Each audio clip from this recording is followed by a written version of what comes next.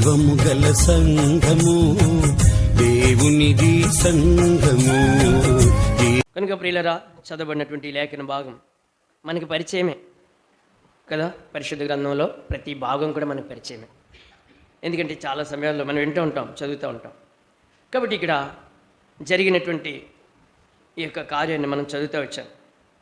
యెహోషువ అనే ఒక ప్రధాన యాజకుడు, ఈ ప్రధాన యాజకుడు దేవుని పరిచర్య చేస్తూ మానవులకి దేవునికి మధ్యలో ప్రధాన యాజకుడి గురించి పరిచర్య చేస్తున్నాడు. ఈ పరిచర్య చేస్తున్నటువంటి సమయంలో మరి సాతాను పరిచర్య చేసే వారి దగ్గరికి వస్తాడు. మరి ముఖ్యంగా యాజక పరిచర్య చేసే వారి దగ్గరికి వస్తాడు.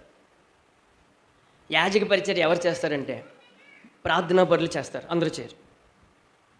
ఎవరు ఎక్కువ సమయం ప్రభుతో ప్రార్థించడానికి ఇష్టపడతారు, సహోదరులైనా సహోదరులైనా, వారు యాజక పరిచర్య చేస్తారు. అటువంటి పరిచర్య చేస్తున్నాడు యెహోషువ. చేస్తూ ఉన్నప్పుడు ఇప్పుడు సాతాను అతని పక్షంగా అతని కుడిపార్శ్వం నిలబడి మరి చూపిస్తూ ఉన్నాడు. చూడండి, మొదటి వచనం చదవండి.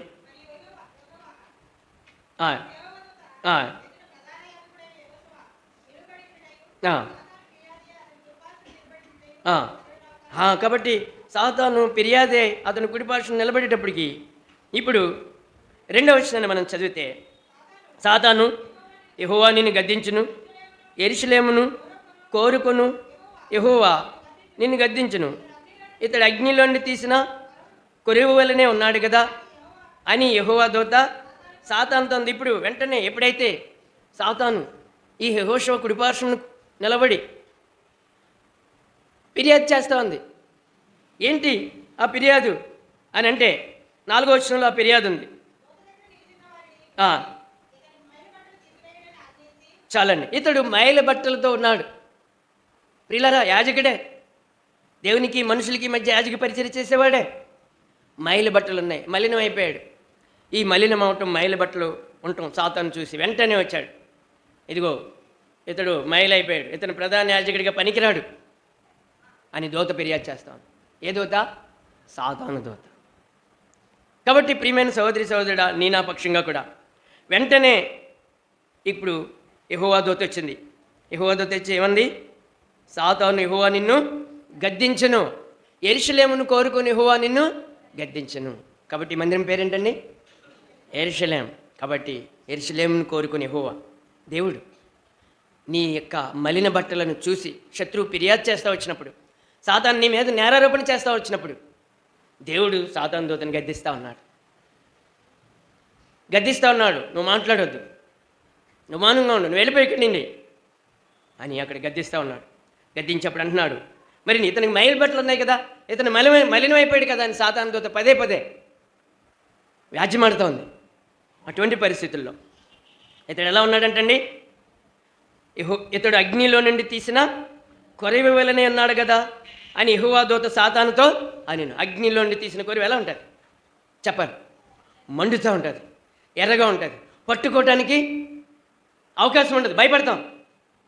కాబట్టి నిన్ను నన్ను దేవుడు కోరుకున్నప్పుడు మనం అలా ఉండాలని కోరుతూ ఉన్నాడు, అలా ఉండాలని ఆశపడతా ఉన్నాడు, అలా ఉండాలని తన కుమారుని మన కొరకు క్రయధనంగా ఇచ్చాడు దేవుడు. కాబట్టి ఇక్కడ జరిగింది ఏంటంటే, ఇక్కడ అగ్నిలో నుండి తీసిన కొరువలే ఉన్నాడు కదా అని చెప్పి గద్దించినప్పుడు, అప్పుడు మలిన వస్త్రములు ధరించినటువంటి వాడే దూత సముఖంలో నిలబడి ఉన్నప్పుడు దూత దగ్గర నిలిచిన వారిని పిలిచి ఇదిగో ఇతని మైల బట్టలు తీసివేయండి అని చెప్పింది. మైల బట్టలు తీసివేయబడ్డాయి, ప్రశస్తమైన వస్త్రములతో ఇతన్ని అలంకరించండి అని చెప్పింది 5వ వచనంలో. అప్పుడు ప్రశస్తమైన వస్త్రములతో ఆ యొక్క యాజకుడిని అలంకరించారు. అతని తల్ల మీద తెల్లని పాగా పెట్టారు. ఇవన్నీ కూడా చేయమని ఎవరు చెప్తున్నారు? చెప్పారు. ఎవరు చెప్తున్నారు? యెహోవా దూత చెప్తుంది. యెహోవా దూతను ఎవరు పంపారు? దేవుడే పంపించాడు. కాబట్టి ఇతని మైలు బట్టలు తీసేయండి, ఇతనికి ప్రశస్తమైన వస్త్రాలు తొడిగించండి, ఇతనికి మరలా పాగా పెట్టండి అని చెప్పి ప్రశస్త వస్త్రములతో నిన్ను అలంకరించున్నానని సెలవిచ్చాను. అతని తల మీద తెల్లని పాగా పెట్టించడానికి మనవి చేయగా, వారు అతని తల మీద తెల్లని పాగా పెట్టి వస్త్రములతో అతన్ని అలంకరించిరి. యెహోవా దూత దగ్గర నిల్చున్నట్టు. ఇప్పుడు దేవుని దూత దగ్గరుంది, సాతానుకి అవకాశం లేదు. ప్రియమైన సహోదరి సహోదరుడా, ఈ యొక్క సందర్భం దేన్ని సూచిస్తూ ఉంది? ఈ సందర్భం దేన్ని జ్ఞాపకం చేస్తూ ఉంది అని అంటే, ఒక దినాన నీకు నాకు దేవుడు ఈ ప్రకృతి సంబంధమైనటువంటి మానవుడిగా ఆదాము నవ్వుని సృజించినప్పుడు ఆయనలో మనల్ని కూడా సృజించాడు. మనల్ని సృజించినప్పుడు తల్లి గర్భంలోనే దేవునికి దూరంగా ఉన్నాం, నిరీక్షణ లేనివారంగా ఉన్నాం. ఎపిసి పత్రిక 2వ అధ్యాయం ప్రకారం నిరీక్షణ లేనివారంగా ఉన్నాం, లోకంలో దేవుడు లేనివారుగా ఉన్నాం. అటువంటి మనల్ని దేవుడు ఆ యొక్క తప్పిపోయిన కుమారుడు లోకస్వాత 15వ అధ్యాయంలో 11వ వచనం నుండి దూరదేశం వెళ్ళిపోవటానికి తండ్రిని నాకు రావాల్సిన ఆస్తిని నాకు ఇమ్మని అడిగాడు.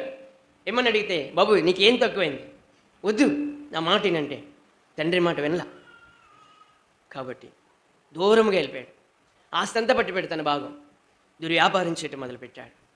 ప్రియమైన సహోదరి సహోదరుడా, నా జీవితంలో దేవుడు జ్ఞానం ఇచ్చాడు, ఒక తెలిసాక బలం ఇచ్చాడు, ఆరోగ్యం ఇచ్చాడు. చక్కగా నడగలం, చక్కగా పాడగలం, మాట్లాడగలం, చక్కగా పని చేయగలం, చక్కగా ఆలోచించగలం, చక్కగా దేవుని వాక్యం చదవగలం, చక్కగా మోకరించి ప్రార్థన చేస్తే ఎన్నో గొప్ప కార్యాలు మన ద్వారా జరగడానికి దేవుడు మన తల్లి గర్భంలో నిర్మించుకున్నాడు. ఇది లోక సంబంధమైన ప్రకృతి సంబంధమైన ఆస్తి మనకి. ఇది కొద్ది కాలం ఉంటుంది. మనం ఈ లోకంలో బతికినంత వరకే ఉంటుంది.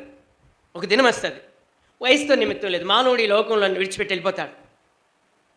అప్పుడు దేవుడు నీకు ఇచ్చిన ఆస్తి దేవునికి ఉపయోగపడదు, నీకు కూడా ఉపయోగపడదు.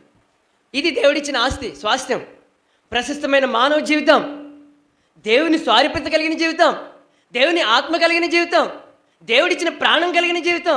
ప్రియులారా, ఎప్పుడైనా ఆలోచించామా మనం ఎంత విలువైన వారమో? ఎప్పుడు ఆలోచించలే. మన సమయం విలువైనటువంటి వారు సమయాన్ని ఎలా గడపాలి? విలువగా గడపాలి. కానీ మనం అలా గడపం. దుర్వ్యాపారం, మన ఇష్టానుసరమైనటువంటి వారితో స్నేహం చేస్తాం. ఆ స్నేహం చేసే వ్యక్తికి దేవుడు అంటే తెలియదు. మనం వెళ్ళి ఎక్కువగా స్నేహం చేసే వ్యక్తికి దేవుడు అంటే తెలియదు. అతని మాట అంటాం, మళ్ళీ ఎరుసలేంలోకి వచ్చి ఆరాధిస్తాం. అతడు చెప్పినట్టు చేస్తాం, మళ్ళీ ఎరుసలేంలోకి వచ్చి బలలో చేసేస్తాం. మన ఇష్టానుసరంగా తిరుగుతూ ఉంటాం వారం అంతా. ఆదివారం పరిశుద్ధులంగా చక్కగా స్నానం చేసి మంచి బట్టలు కట్టుకుని వచ్చేస్తాం అంతే. దేవుడు అంటున్నాడు, నువ్వు మలిన వస్త్రంతో వస్తున్నావు సహోదరుడా, సహోదరి, నువ్వు మలిన వస్త్రంతో వస్తున్నావు. నువ్వు చాలా జాగ్రత్త. యెహోవా సన్నిధి పరిశుద్ధమైందే, నీవు నేను అనుకున్న దానికి సంబంధించిన కాదు. యెహోవా సన్నిధి పరిశుద్ధమైంది, నువ్వు అపవిత్రతతో అడుగు పడుతూ ఉన్నావు. సాతాను నీ కుడి ప్రక్కన కూర్చుంటూ ఉన్నాడు తెలుసా? దేవుడు ఎంత దుఃఖపడుతున్నాడో తెలుసా? చూడండి, అపొస్తలుల కార్యాలు 2వ అధ్యాయం 25వ వచనం. ప్రభువుని గురించి దావీదు ఏమంటున్నాడు? నేను ఎల్లప్పుడూ నా ఎదుట ప్రభువుని చూచుంటిని. ఎక్కడున్నారంటండి ప్రభు? ఎల్లప్పుడూ ప్రభు వైపు చూస్తే ప్రభు ఆయన కుడి పార్శ్వానికి వచ్చాడు. ఈ దినాన్ని ఎల్లప్పుడూ నువ్వు ఎవరిని చూస్తున్నావు? ఎవరితో మాట్లాడుతున్నావు? ఎవరితో సంభాషిస్తున్నావు? ఎవరితో స్నేహం చేస్తున్నావు? ఆదివారం వచ్చి అలా నువ్వు దేవునికి ఇంపైన ఆరాధన చెల్లించగలవు? ఆలోచించు. నీ క్రియలు బాలే, నీ మాటలు బాలే, నువ్వు మలినపరచబడ్డావు. ప్రభువైన యేసుక్రీస్తు వారి రక్తం దేవుడు శిలువలో నీ కొరకు ఏర్పాటు చేస్తే దాన్ని ఉపయోగించుకోలేదు నువ్వు ఎప్పుడు. హృదయపూర్వకంగా ఎప్పుడైనా ప్రభువా నీ ప్రశస్తమైన రక్తంతో, నీ అమూల్యమైన రక్తంతో, నీ నిర్దోషమైన రక్తంతో, గొర్రెపిల్ల వంటి క్రీస్తు రక్తంతో నన్ను కడుగుమని అడిగామా? తెలీదు. మందిరానికి వస్తాం, అనాలోచనగా వాక్యం ఉంటాం, అనాలోచనగా సమయం అంతా గడిపి వెళ్ళిపోతాం. యవనస్తుడా, యవనస్తురాలా, సహోదరి సహోదరుడా, దేవుడు నీకు విలువైన జీవితాన్ని ఇచ్చాడు. ఈ విలువైన జీవితాన్ని తల్లి గర్భంలో ఒక చిన్న కణంగా ప్రారంభమైన నీ జీవితాన్ని శాశ్వత కాల యుగయుగాల భవిష్యత్తుకి హెచ్చించాలని ఆశపడతా ఉన్నాడు. శాశ్వత కాల యుగయుగాల భవిష్యత్తు పరలోకంలో దేవునితో, పరలోక ఆనందంతో నువ్వు గడపాలని దేవుడు నిన్ను తల్లి గర్భంలో నిర్మించాడు. ఒక్కసారి నువ్వు నిర్మించబడ్డావు, ఇక నీకు మరణం లేదు, చావు లేదు. నీ ఆత్మకు చాలా విలువైనవారు. ఏమంటున్నాడండి? రోమపత్రిక మనకు తెలిసిన భాగం 6వ అధ్యాయం 18వ వచనం. రోమీయులకు రాసిన పత్రిక. చూడండి, పాపం నుండి మనం విమోచించబడి నీతికి దాసులైతిరి అవ్వాలి.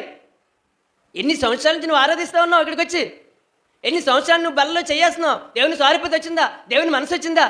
దేవుడు ఆరాధనలో ఏం కోరుతున్నాడో తెలుసా నీకు? కొరింథీయులకు రాసిన పత్రిక 6వ అధ్యాయం అండి, 6వ అధ్యాయం 19వ వచనం.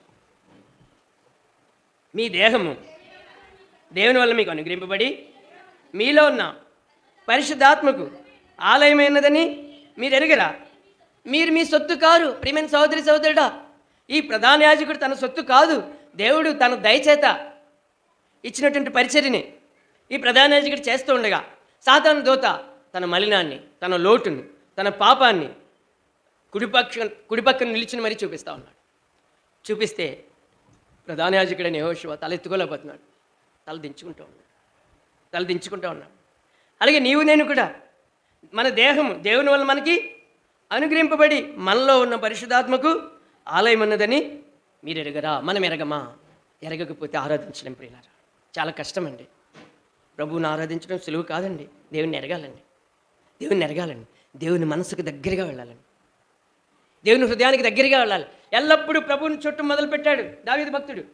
చూస్తూ ఉన్నాడు. ఈయన నన్నే చూస్తున్నాడు, నన్నే పరిశీలిస్తున్నాడు అని చెప్పి వెంటనే దేవుడు దావీదు దగ్గరికి వచ్చేసాడు. ఎక్కడికి వచ్చేసాడు? దావీదు యొక్క కుడి పార్శ్వమునికి వచ్చాడు.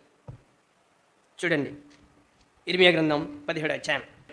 ఇక్కడ మొదటి వచనం చూస్తే 2వ వచనంలో యోధా పాపం ఇనపగంటంతో రాయబడి అది వజ్రపు మనతో లిఖింపబడి అది వాని హృదయములనేటి పలకల మీదను చెక్కబడింది. ప్రియులారా, ఈ భయంకరమైనటువంటి పాపము కలిగినటువంటి మానవుడు ఎలా ఉన్నాడు అంటే 5వ వచనంలో నరులను ఆశ్రయిస్తూ శరీరాలను తనకు ఆధారం చేసుకుంటూ తన హృదయం యెహోవా మీద నుండి తొలగించుకుంటున్నాడు. చూడండి ఎంత భయంకరమైన పరిస్థితి. తొలగించి మరి ఇవన్నీ చేస్తూ ఉంటే దేవునికి ఎంతో కోపం వస్తూ ఉంది. వాడు ఆరుహ వృక్షం వల్ల ఎడారిలో ఉండి మరి ఫలములు లేని వాడికి నిర్జనమైన చవిటి భూమి అంది 6వ వచనంలో అలా ఉంటాడంటండి. శరీరం తనకు ఆధారం చేసుకుని దేవుని మీద నుండి తన హృదయాన్ని తొలగించుకున్నవాడు శాపగ్రస్తుడే. ఎంత భయంకరమైన పరిస్థితి చూడండి ప్రియమైన సోదరుడా. ఇంకా మనం చూస్తే 9వ అధ్యాయం చూడండి దయచేసి. ఇర్మియా గ్రంథం 9వ అధ్యాయం 23వ వచనాన్ని మనం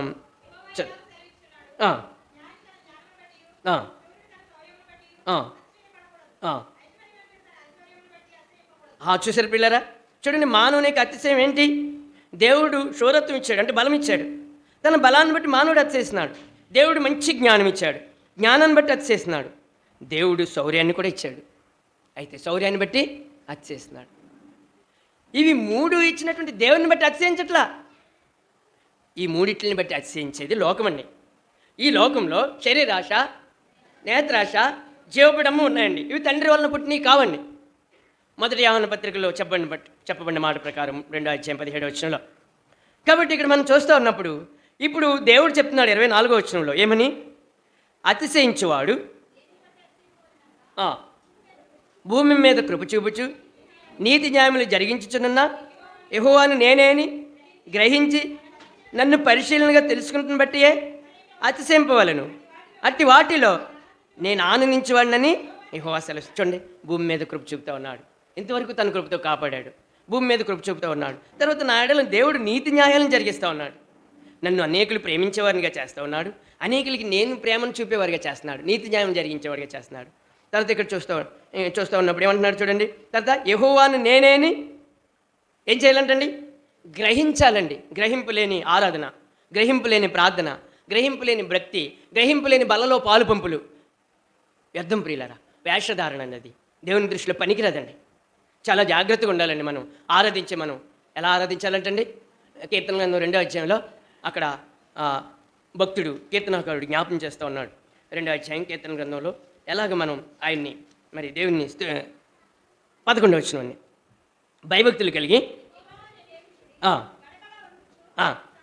చూడండి, భయభక్తులు కలిగి యెహోవాను సేవించాలి. గడగడ వణుకుచు సంతోషించాలి. సంతోషిస్తూ ఉంటే ఇప్పుడు నీకు కుమారుని ముద్దు పెట్టుకోవాలనే ఆశ వస్తుంది. ఎప్పుడైతే నువ్వు కుమారుని ముద్దు పెట్టుకోవాలని ఆశ వస్తుందో అప్పుడు నేను ఏమవుతాను తెలుసా? ధన్యులం అయిపోతాం. నువ్వు కుమారుని ముద్దు పెట్టుకోపోతే త్రోవ తప్పి నశించిపోతాం. కాబట్టి నా జీవితంలో నా బ్రతుకులో ఇక్కడ భయభక్తులు కలిగి యెహోవాను సేవించుడి. గడగడ వణుకుచు నువ్వు సంతోషించు, దేవుని యందు ఆనందించు, మంచిదే. కానీ నిన్ను బట్టి కాదు, నీ బలాన్ని బట్టి కాదు, నీ శౌర్యాన్ని బట్టి కాదు, నీ జ్ఞానాన్ని బట్టి కాదు. ప్రభు నాకు ఈ చిన్న జీవితాన్ని ఇచ్చాడు. ఎందుకు ఇచ్చాడు? ఏం చేయమని ఇచ్చాడు? యవనస్తుడా, నీ ఇష్టానుసారంగా తిరగమని ఇచ్చాడా? నీ ఇష్టానుసారంగా చేసుకోమని ఇచ్చాడా? చూడండి, ప్రసంగి గ్రంథం ఒకసారి 9వ అధ్యాయం మనం చూస్తే అక్కడ అంటున్నాడు, ఏమని చెప్తున్నాడు చూడండి. ప్రసంగి గ్రంథం 9వ అధ్యాయం చూడండి ఏమని చెప్తున్నాడు. 7వ వచనం నుండి పోయి సంతోషంగా నీ అన్నం తిను, ఉల్లాసపు మనసుతో నీ ద్రాక్షరసం త్రాగు. ఇదివరకే దేవుడు నీ క్రియలను అంగీకరించను. ఎల్లప్పుడూ తెల్లని వస్త్రములు ధరించుకునుము, నీ తలకు నూనె తక్కువ చేయకము. దేవుడు నీకు దయచేసిన వ్యర్థమైన నీ ఆయుష్కాలం అంతయు నీ వ్యర్థమైన ఆయుష్కాలం అంతయు సుఖించము ఈ బ్రతుకునందు.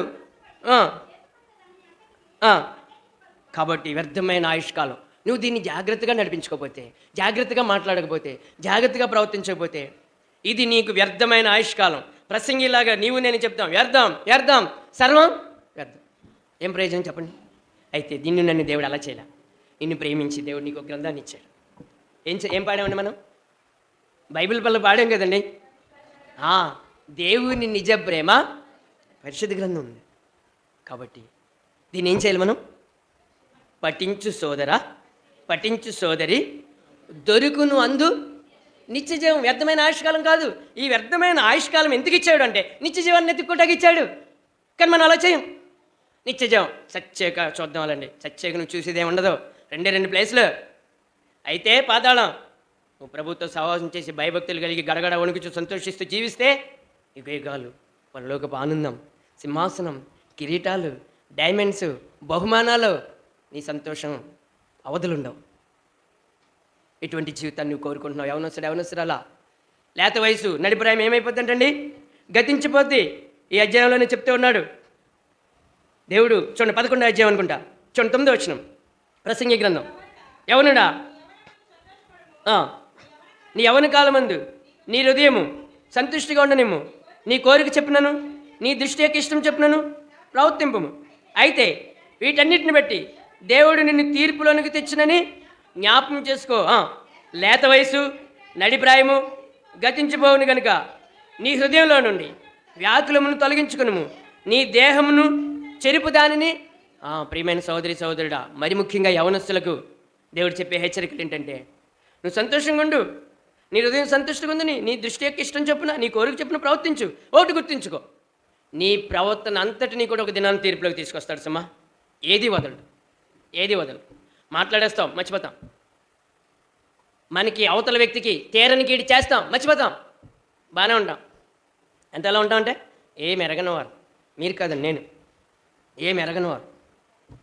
నా ముఖం చేతి మీకు ఏమంటుంది? అబ్బో ఈయన ఏం ఎరగడు, కానీ నాకు చాలా తెలుసు, వెనకాల నుంచి చాలా ఉంది. ప్రియమైన సోదరుడా, అట్టి జీవితాన్ని విడిచిపెడదామా? అట్టి నిష్ప్రయోజకమైన జీవితాన్ని విడిచిపెడదామా? సహోదరి, మనం సరి చేసుకుందామా? ప్రభువుకి మన హృదయాల్లో సంపూర్ణమైన స్థానం ఇద్దామా? ఈ వ్యక్తి యాజకుడే మలినపరచబడ్డాడు. వెంటనే సాతాను దూత వచ్చింది. ఇతను మలినపరచబడ్డాడు, ఇతను పనికిరాడు, యాజక సేవకు అని చెప్తూ ఉన్నాడు. వెంటనే యెహోవా దూతను పంపించాడు, మలిన వస్త్రాలు తీశాడు, ప్రశస్తమైన వస్త్రాలు ధరింపచేశాడు. కాబట్టి ఇక్కడ అంటున్నాడు, లేత వయసు నడిప్రాయం ఏమైపోద్దంటండి? గతించిపోద్ది. ఈ రోజు నన్ను ఎలా చూస్తారు, రేపు ఇక్కడ నిలబడతా కూడా ఓపిక ఉండదు నాకు మరొకసారి మీ మధ్యలోకి వస్తే. ఎందుకని? నా దినాలు ఏమైపోతున్నాయి? తరిగిపోతూ ఉన్నాయి. నీడ వల్లే నా దినాలు ఏమవుతున్నాయి? గతించిపోతున్నాయి. ఎప్పుడు ఎలా ఉన్నాం? నీకున్న అందం ఎప్పుడు ఎలా ఉండదు, నీకున్న బలం ఎప్పుడు ఎలా ఉండదు. ఇప్పుడు వృద్ధులను చూసి అనుకుంటాం మనం. ఏమనుకుంటా? నేను అనుకుంటాను, నేను ఆ అందంలోకి వస్తాను కదా. అబ్బా ఎవరన్నా అనుకుంటారు అలాగా? ప్రభు నీకు మహిమ అందాన్ని ఇవ్వాలి అంటే నేను వృద్ధాప్యంలో ఉన్న అందాన్ని ధరించుకోవాలి. ఆ అందంలోకి వచ్చాకే నీకు మహిమనిస్తాడు, ఊరికే ఇవ్వడు. కాబట్టి ఉదయకాల సమయంలో నన్ను గ్రహించి, యెహోవాను నేనే అని గ్రహించి నన్ను ఏం చేయాలి? పరిశీలనగా తెలుసుకుంటే అందు నేను ఆనందించేవాడనేన్నాను అంటున్నాడు. చూడండి, నన్ను పరిశీలనగా తెలుసుకుంటే బట్టి అతిశయం పోలను, అట్టి వాటిలో నేను ఆనందించేవాడనని యెహోవా సెలవిస్తున్నాడు. కాబట్టి ప్రియులారా, దేవుడు ఏ విషయంలో ఆనందిస్తున్నాడు? ఆయన నువ్వు అతిశయిస్తే, ఆయన వాక్యాన్ని బట్టి నువ్వు ఆనందిస్తే, ఆయన ఇచ్చినటువంటి వర్తమానాన్ని బట్టి పూర్ణ హృదయంతో హృదయపూర్వకంగా నువ్వు దేవుణ్ణి స్తుతించే విషయంలో ఆనందిస్తే నీ విషయంలో ఎంతో సంతోషం. ఇదిగో నా కుమారుని పంపించాను, నా రక్తాన్ని ఇచ్చాను ఈ వ్యక్తి కొరకు. ఇదిగో ఈ కుమార్తె కొరకు నా రక్తాన్ని ఇచ్చాను. ఇప్పుడు నన్ను ఆనందింపచేస్తుంది. ఎలాగా? నూతన యెరూషలేములో హృదయపూర్వకంగా ఆరాధిస్తూ ఉంది, పూర్ణ హృదయంతో ఆరాధిస్తూ ఉంది. కాబట్టి ఈ కుమార్తెని బట్టి నేను ఆనందిస్తున్నాను, సంఘం అంతటిని బట్టి కాదు. ఈ యవనస్తుని బట్టి నేను ఆనందిస్తున్నాను, ఈ యవనస్తుని బట్టి, సంఘం అంతటిని బట్టి కాదు. ఈ ఒక్క యవనస్తుడే ఈ సంఘంలో నా కొరకు యథార్థంగా ఆరాధిస్తున్నాడు. ఈ ఒక్క యవనస్తురాలే, లేకపోతే ఈ ఒక్క సహోదరుడే నా కొరకు యథార్థమైన ఆరాధన చెల్లిస్తున్నారు, మిగిలిన వారు చెల్లిట్లా కయ్యన్లు అయిపోయారు అన్నాడు అనుకో. అయ్యో చెప్పండి, మనందరం వచ్చి ఏం ప్రయోజనం చెప్పండి? మనందరం వచ్చి ఏం ప్రయోజనం? మన భక్తి వృధా ప్రయాసేనా? ప్రియమైన సహోదరి సహోదరుడా, శ్రేష్టమైన జీవితం ఇచ్చాడు. ఈ యొక్క గ్రామంలో ఉన్న వారందరూ కూడా అనేకులు ఇక్కడ లేరు. ప్రభుని గురించి తెలియదు వాళ్ళకి. నీకు తెలియచేశాడు, నిన్ను పిలిచాడు. ఏమని పిలిచాడు? పాపమనే ప్రయాస భారం మోసుకుంటున్నా జనులారా నా యొద్దకు రండి అని పిలిచాడు. మంచిది, లోబడ్డాం ప్రియులారా. వచ్చాక దేవుడిచ్చింది పొందకపోతే ఈ మందిరం ఎందుకు? ఈ మైకులు ఎందుకు? ఇంతసేపు ఇక్కడ సమయం గడపడం ఎందుకు? 1000 దినాల శ్రేష్టమైనటువంటి సమయాన్ని వృధా చేయడం ఎందుకు చెప్పండి? కాబట్టి ఈ యొక్క విశ్రాంతి దినానికి 7 రకాలైనటువంటి ఆశీర్వాదాలను దేవుడిచ్చాడు ప్రియులారా. చూడండి, నిర్గమకాండం 20 అధ్యాయంలో మనం చూస్తే, నిర్గమకాండం 20 అధ్యాయం అక్కడ మనం చూస్తే మొట్టమొదటిగా మరి ప్రభు విశ్రాంతి దినంగా మరి అక్కడ ప్రారంభించబడింది. చూడండి దయచేసి 20 అధ్యాయం 10వ వచనం.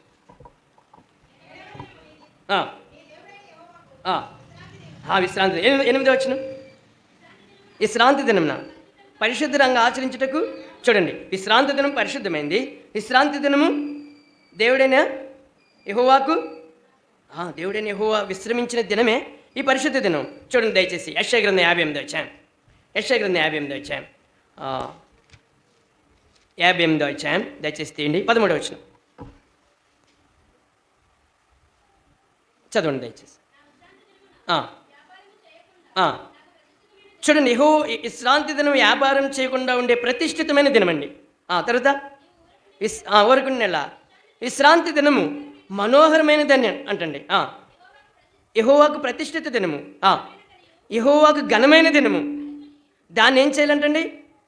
అనుకుని దాన్ని ఘనముగా ఆచరించిన నెల. చూడండి, ఇంచుమించు ఎన్ని వచ్చినాయి చూడండి. పరిశుద్ధ దినము, విశ్రాంతి దినము అని, ఘనమైన దినము, మనోహరమైన దినము. ఇంకా మనం చూస్తే నిర్గమాకాండలను మనం చదువుకున్న దినం భాగంలో విశ్రాంతి దినము దేవుడు ఆశీర్వదించాడంట. విశ్రాంతి దినం దేవుడు ఏం చేశాడు? ఆశీర్వదించాడంట. ఆ మాటలు ఉన్నాయి ఇక్కడ. తర్వాత మనం చూస్తే 84వ కీర్తన 10వ వచనం.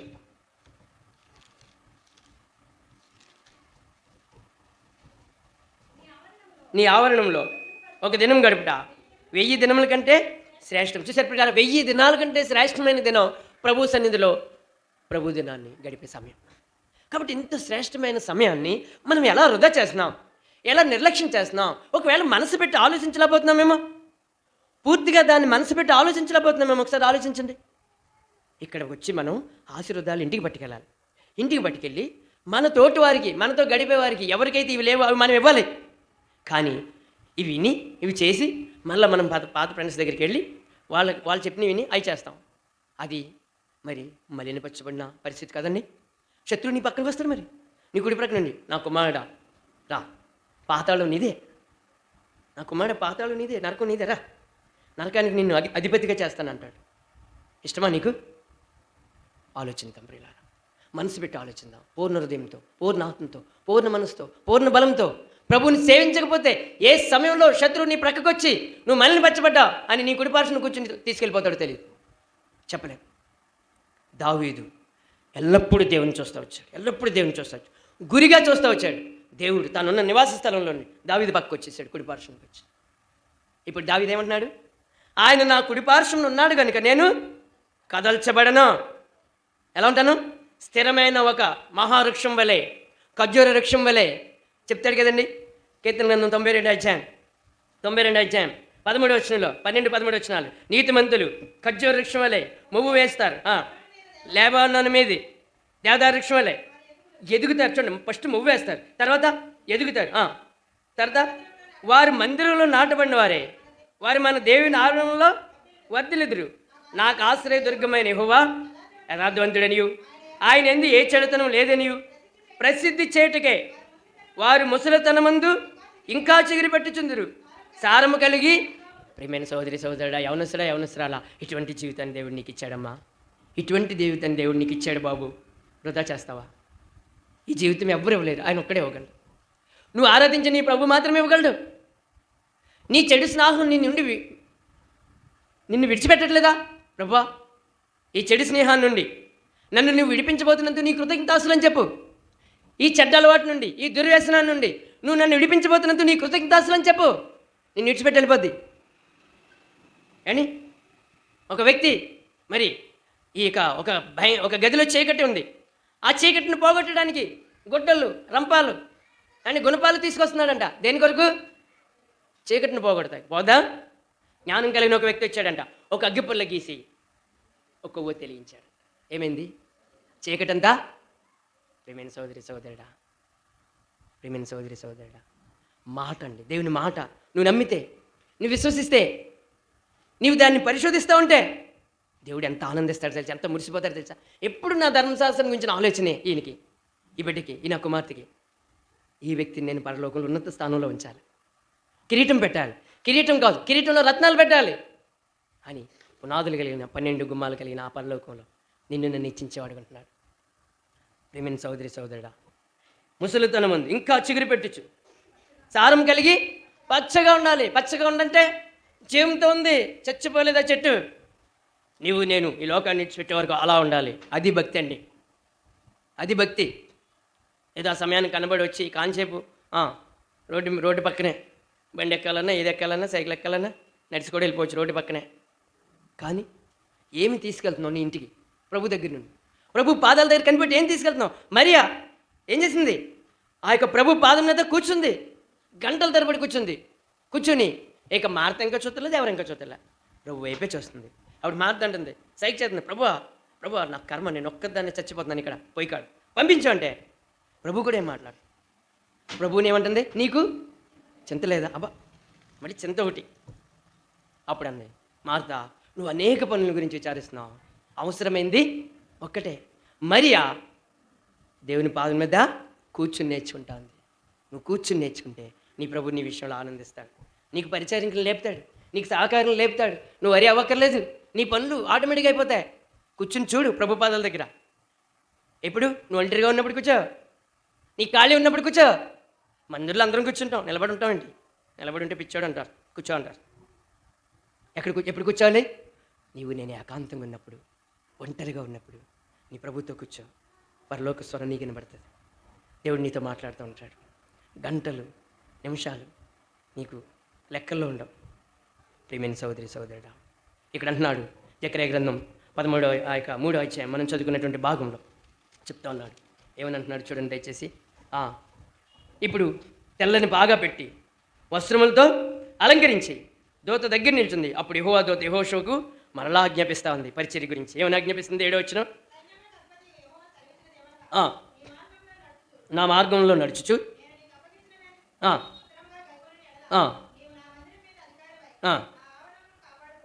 ఇప్పుడు యెహోషువకు ప్రమోషన్ వచ్చిందండి. ఇంతవరకు నువ్వు యాజకుడిగా ఉన్నావు, ఇప్పుడు అధికారం అంటావు. ఎంత గొప్ప ఆధిక్యత అండి! ఆ భక్తి ఎక్కడికి నడిపించింది?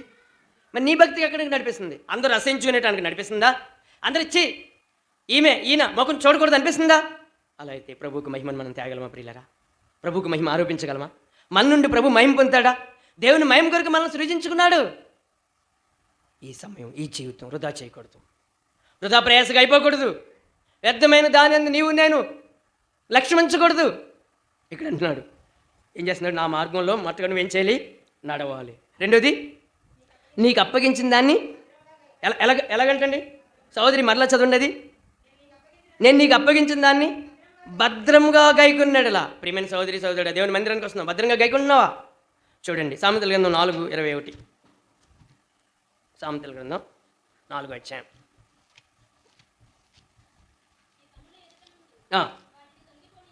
చూడండి, ఏటిని తొలగిపోనీయకూడదు. చూడండి,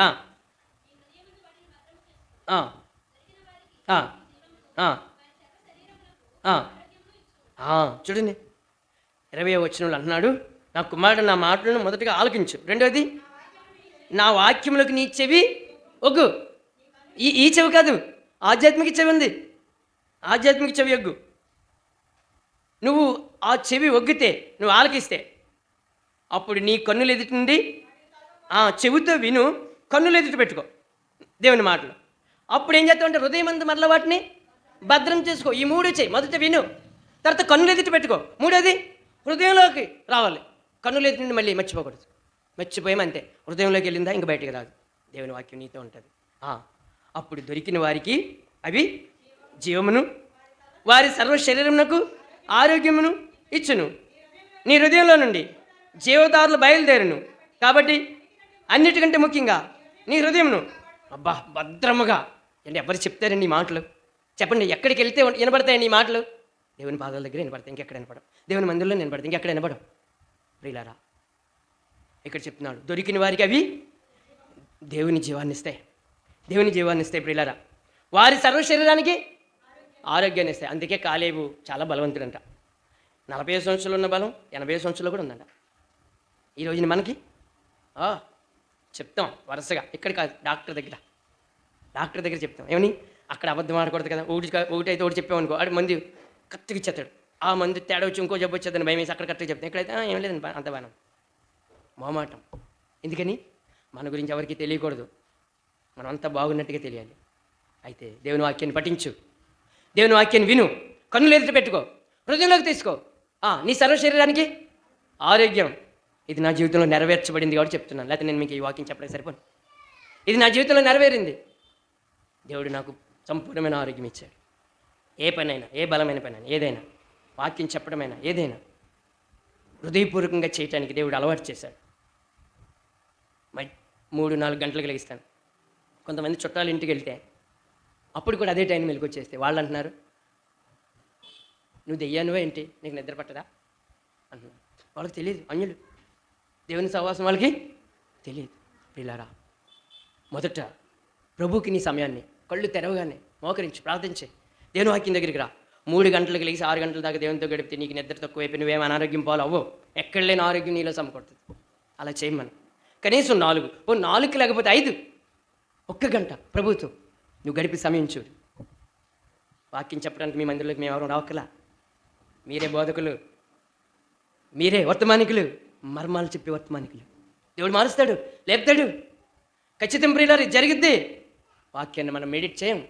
వాక్యాన్ని మనం వెళ్ళిన వెంటనే బైబిల్ని గూట్లో పెడతాం, సెల్ఫ్లో పెడతాం, తీయం, ప్రయోజనం లేదు. కాబట్టి అంటున్నాడు, నా ఆవరణములు నువ్వు కాపాడితే ఏం చేస్తావు? నువ్వు ఎక్కడుంటావు? నువ్వు అధికారమై ఉంటావు. ఎంత ఆధిక్యత అండి! యెహోషువకి ప్రమోషన్ వచ్చింది. ఎందుకని? మలిన బట్టలు తీసివేయబడి ప్రశస్తమైన వస్త్రాలు ధరించాక దేవుడు ప్రమోషన్ ఇస్తా ఉన్నాడు. మరి నీకు కూడా ఒక దినాన రక్షణ వస్త్రాలు ఇచ్చాడు కదా, పాప వస్త్రం తీసాడు కదా. ప్రమోషన్ ఏది? దేవునిది నీ దగ్గర ఉన్న సంబంధం ఎంతసేపు గడుపుతా ఉంది? ఎంతసేపు దేవుడు నువ్వు మాట్లాడుకుంటున్నారు, సహవాసం చేస్తున్నారు? ఒకవేళ 10వ వంతు లెక్కను చూసిన 2 గంటల 40 నిమిషాలు దేవునితో గడపాలి నీవు నేను దినానికి. అది చేయలేం. గంటకు 10 నిమిషాలు, 24 గంటలు, 2 గంటల 40 నిమిషాలు. ఏది? 40 నిమిషాలు గడితేనే గొప్ప భక్తుడు అయిపోతాడండి. గంట గడిపితేనే గొప్ప భక్తుడు అయిపోతాడండి. 2 గంటల 40 నిమిషాలు అయితే ఇంకా భక్తుడు కాదు, హృదయానుసారుడు అయిపోతాడు. దావీదు వలె మనం అది చెయ్యం. ప్రభువా అది చెయ్యం. నీ బల్లలో నలుగురు చూస్తారు కాబట్టి, ఎవరేదో అనుకుంటారు కాబట్టి బల్లలో చేస్తాం. ఎవరేదో అనుకుంటారు కాబట్టి బైబిల్ పట్టుకుని వస్తాం. ఎవరేదో అనుకుంటారు కాబట్టి ఆరాధిస్తాం. వద్దు, నువ్వు మానవులు చూసేటట్టుగా చేస్తే నువ్వు మలినపరచబడిన అనుభవంలో ఉన్నావు. ఈ ఉదయకాలంలో బోధనుంది, నువ్వు పశ్చాత్తాపడు. ప్రభువా, మలినపరచబడిన జీవితంతో నేను నిన్ను ఎలా అర్పించినయా? ఒక కుష్ఠరోగి రోజు కూడా చాలా మేలు చేస్తున్నారంట. చాలా చేసి ఒక కుటుంబం అంతా ఆహారం పెడుతున్నారంట, పలావ్, చక్కటి ఆహారాలు పెడుతున్నారంట. అప్పుడు ఆ యొక్క ఇంటి ప్రేమను తట్టుకోలేక ఆయన మంచి మంచి మామిడి పండ్ల కాలంలో ఎంతెంత మామిడికాయలు ఒక్కొక్కటి ఎంత ఉంది, ఎక్కడ నెతికాడు ఆ సైజు 2 మామిడికాయలు పట్టుకొచ్చి, అయ్యా తీసుకోండి, చాలా సంవత్సరాల నెలల నుండి నా ఆకలి తీరుస్తూ ఉన్నారు అంటే, బాబు నీకు నీ మామిడి పళ్ళకి దండం బాబు, నీకు నీ మామిడి పళ్ళకి ఓ దండం బాబు.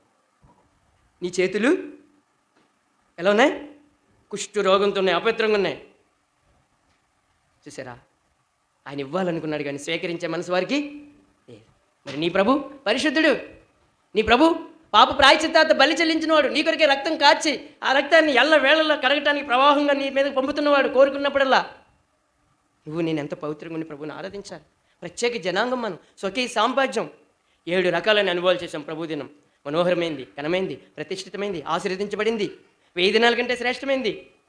ప్రభు దినం ఎవరి దినం అనేది?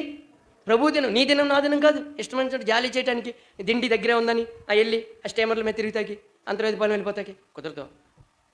నీవు నేనెవరు? ప్రభు సొత్తు అండి. ఎవరు మనం? ప్రభు సొత్తు, మనం దాన్ని సొత్తు పెట్టుకొనుకున్నాడు, రక్తం పెట్టుకొనుకున్నాడు. ఎవరు లెక్కింపజాలని గొప్ప జనసమూహంలో మనం లేకపోతే అంతమంది ఉన్నా సరే మన గురించి చింతిస్తాడు. చూడండి, 99 మంది నీతిమంతులే, కానీ ఎవరు తప్పిపోయారు? ఎంతమంది తప్పిపోయారు? అక్కడ ఒక్కరే.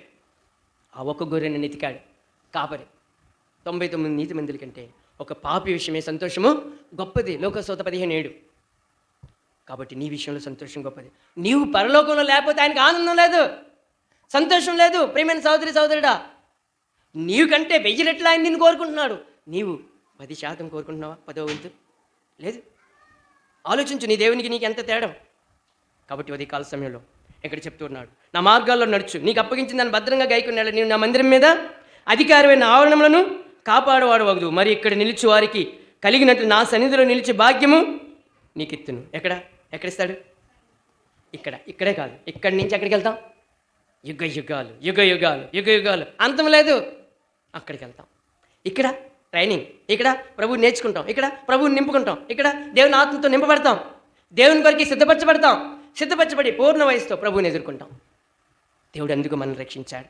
ప్రియమైన సహోదరి సహోదరుడా, ఇక్కడ చెప్తున్నాడు, నువ్వు సూచనలుగా ఉంటావు, నువ్వు సహకారులుగా ఉంటావు. అంత మాత్రం 9వ వచనం చదవండి.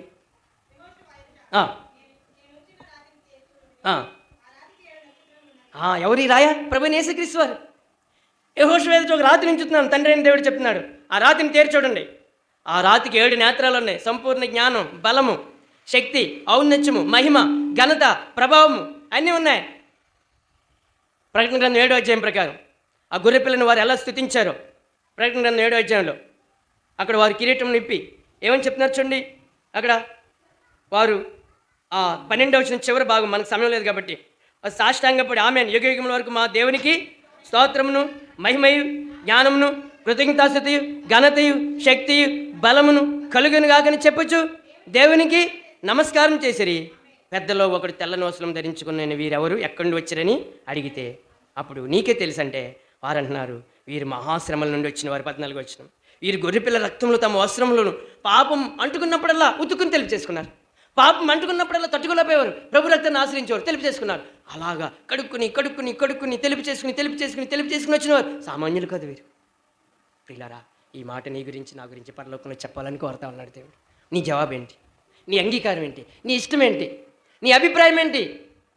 ఉదయకాల సమయంలో మలిన వస్త్రం నీకు ఉండకూడదు. ఇంకా యెషయా గ్రంథం 61:10 ప్రకారం అక్కడ వస్త్రాలు ఉన్నాయి.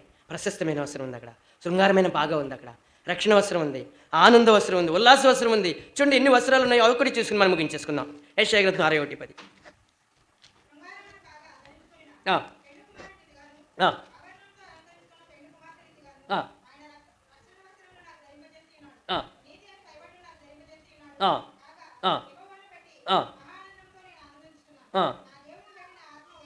ప్రియులారా, ఈ చివరి 2 మాటలు మన జీవితాల్లో నెరవేరాలి. యెహోవాను బట్టి మహానందంతో ఆనందించాలి. లేదా ఆనందం లేదు సహోదరుడా, లేదు సహోదరి, హృదయపూర్వకంగా నీ ఆంతర్యంలో ఒప్పుకుంటున్నావా? అయితే పాపం నీలో ఉంది, నువ్వు మలినమైపోయావు. ప్రభువుని అడుగు, ఆయన రక్తం సిద్ధంగా ఉంది. యెహోవాను బట్టి ఆనందం నాకు లేదు సహోదరుడా, లేదు ఇక్కడ ఉందండి. ఎలా ఉందండి? ఉందండి. కీర్తన గ్రంథం 16:11 ప్రకారం ఉందండి. కీర్తన గ్రంథం 16:11 చూడండి ఒక్కసారి ఆ మాట ఏమని ఉందో. కీర్తన గ్రంథం 16:11.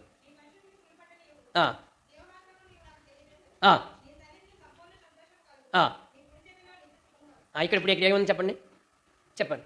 మన మధ్య ఉంది సంపూర్ణ సంతోషం. ప్రభు శరీర రక్త మాంసాలు తిని త్రాగబోతున్నాం. సంపూర్ణ సంతోషం.